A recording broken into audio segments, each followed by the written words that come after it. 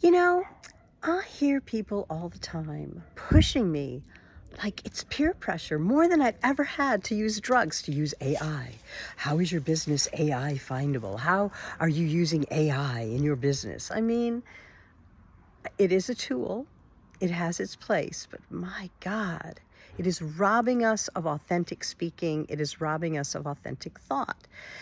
Here's the thing, in a story, the magic comes from the unknown, from not knowing what might happen next. I mean, even if we do know the story, we're familiar with the story, you can never step into the same river twice. And that's so it is with story. Your story will change every time you tell it because the audience changes. You change.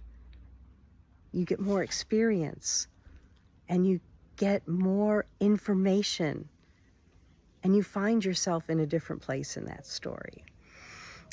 And I am an embodied speaking coach and an embodied speaker, and indeed an embodied actor. Embodied means I just really root down into the very sense and soul and clay of who I am.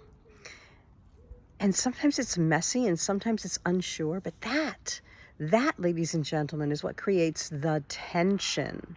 And you need tension, dramatic tension, to hold it together.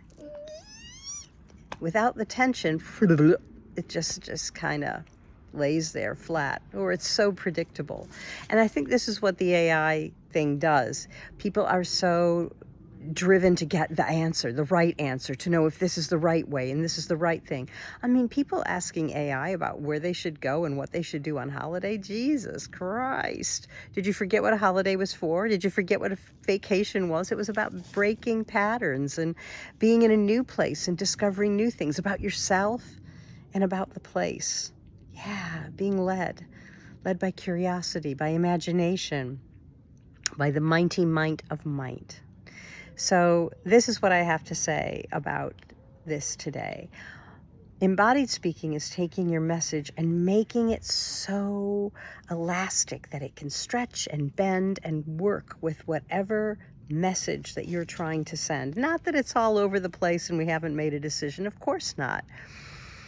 But you have something that is alive in you, and therefore, dare I say it, alive in your audience. And it allows people to become co-creators.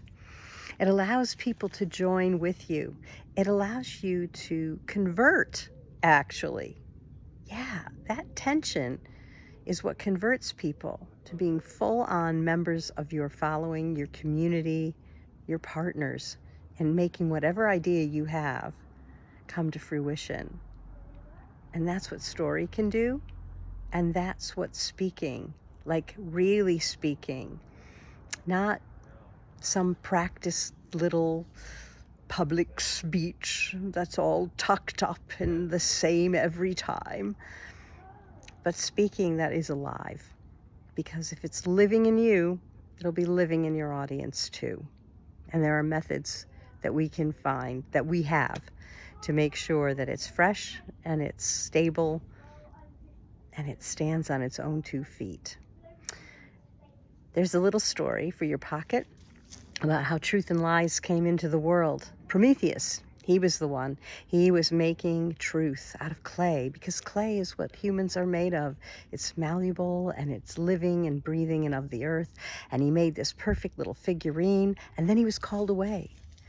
And his servant, who was a little bit devious and jealous, he said, I can do what he does. I can do it just the same. And so he fashioned a perfect replica. But he ran out of clay before he could make the feet.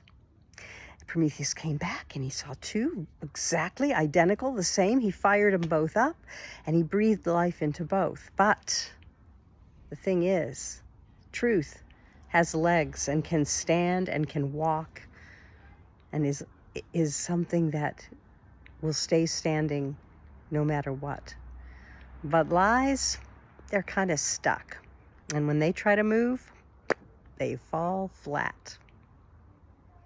So, tell the truth. Be that clay and be alive in your speaking.